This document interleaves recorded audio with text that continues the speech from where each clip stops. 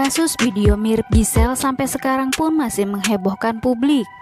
Menurut warganet, dari wajah pemeran hingga kamar pada video tersebut dinilai memiliki kesamaan dengan wajah Giselle dan juga kamar Giselle yang sering dipertontonkannya pada aplikasi TikTok.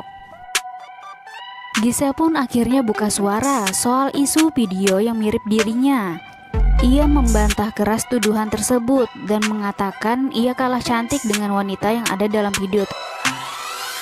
Giselle menyebut tak mengakui kemiripan wajahnya dengan wanita dalam video. Akhirnya nonton juga deh sendirian di kamar, kunci pintu. Giselle pun mengatakan wajah wanita dalam video tersebut tak tampak jelas. Karena itu ia menolak disebut mirip. Ya, kita mukanya Cina semua. Mau gimana sama semua bentuknya. Buram lagi kan? Enggak juga, warna rambut, potongan rambut, gaya riasnya berbeda. Bentuk badannya saya hafal banget. Bentuk detailnya saya hafal lagi, ujar Giselle. Satu lagi, tuh cewek mulus banget. Saya kan udah pernah ngelahirin, punya anak, nggak semulus itu. Saya banyak belang-belangnya, ngaco pokoknya. Pas ditonton ini ngaco sih. Tapi mau bagaimanapun saya sudah rugi, ujar Giselle. Adapun pakar mikroekspresi dan juga pakar telematika ikut menganalisa kasus ini. Sejumlah pengacara pun ikut melaporkan video yang mirip dengan Giselle. Ada pengacara bernama Pitra Romadhoni Nasution melaporkan pasal berlapis dengan denda terhadap pelapor, yaitu denda sebesar 6 miliar dan 1 miliar buat yang menyebarkan konten tersebut.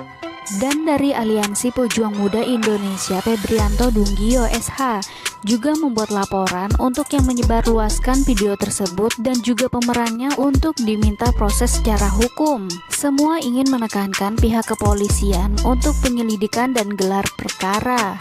Tak terkecuali Gisela Anastasia yang diduga mirip dengan pemeran video tersebut.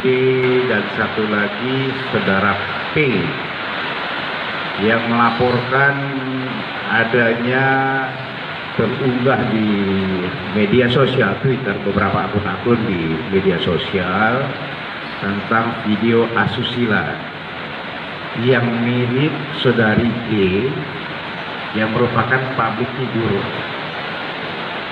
Ya, kemarin kita sudah lakukan penyelidikan, kita memanggil saksi-saksi yang ada, baik itu saksi pelapor sendiri dengan membawa bukti, barang bukti atau bukti-bukti yang ada yang dia miliki. Kemudian ada beberapa saksi lagi yang dia sampaikan ke kita. Itu sudah kita klarifikasi. Juga ada saksi ahli sudah kita lakukan pemeriksaan. Ya. Setelah itu ada juga beberapa keterangan-keterangan alat bukti yang lain yang kita kumpulkan. Dari itu semuanya kemudian dilakukan gelar perkara, ya, karena masih tahap penyelidikan. Kemudian digelar perkara kemarin sore selesai. Hasilnya adalah bahwa dari penyelidikan ditingkatkan menjadi penyidikan. Jadi sekarang sudah sidik, ya, sidik. Nantinya akan kita siapkan rencana tidak lanjut ke depannya seperti apa kalau penyidikan. Hari ini sudah kita panggil 2 saksi lagi, ya, untuk memperkuat berita acara pemeriksaan. Nantinya juga sama, para saksi-saksi yang lain termasuk pelapor akan kita lakukan pemanggilan untuk di BAP. Juga saksi-saksi ahli IT, ada beberapa saksi-saksi yang lain nanti akan kita panggil semuanya untuk kita memperkuat sebagai alat bukti kita semuanya. Ya.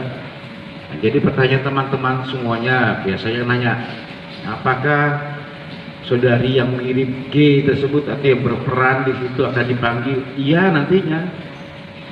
Ya. Nantinya akan kita panggil semua, akan kita selidiki siapa orang itu.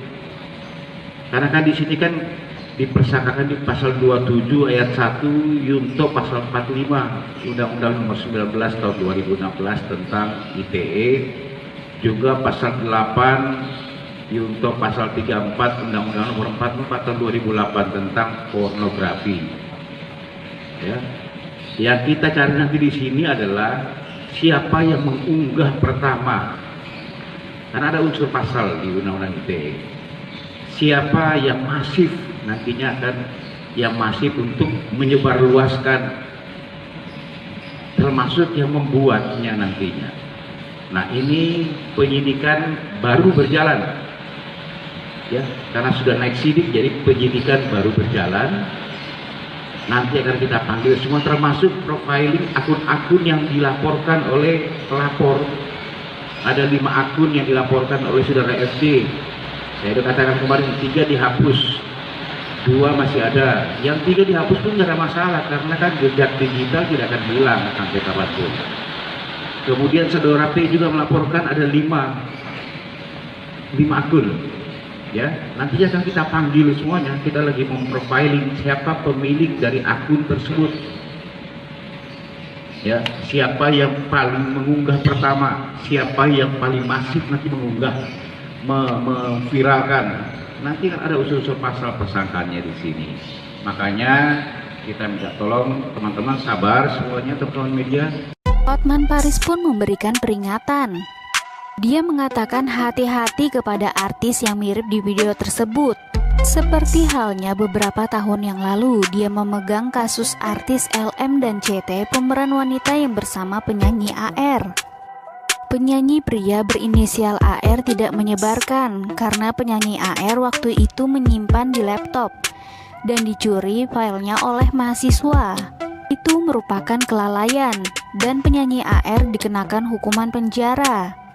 Nah, sekarang ada juga undang-undang yang menyebutkan meskipun tidak menyebarkan tapi memproduksi kena ancaman 12 tahun penjara. Salam Hotman Paris dari Ancol terkait video porno yang katanya diduga artis terkenal. Katanya mau didatangkan ahli telematika untuk mengecek siapa orang itu. Ngapain ini?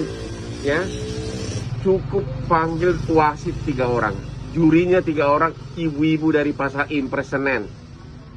Dibandingkan dada yang di video sama dada cewek yang diduga sebagai orang itu yang di video. Ibu-ibu dari Senen bisa langsung tahu itu sama nggak dadanya. Kalau dadanya sama, ya ibaratnya orangnya sama. Kalau nanti pakar telematika yang disuruh ngecek, malah nanti pakar telekomunikasi jadi pusing. Nanti jadi ikut kepengen, nanti malah hasilnya konsentrasi. Ya, ibu-ibu dari Senen cocokkan, jadi wasit mereka. Dia dada, ya. Cocok nggak? Salam Hotman Paris. Apakah artis GA ini akan bernasib sama seperti penyanyi AR terdahulu?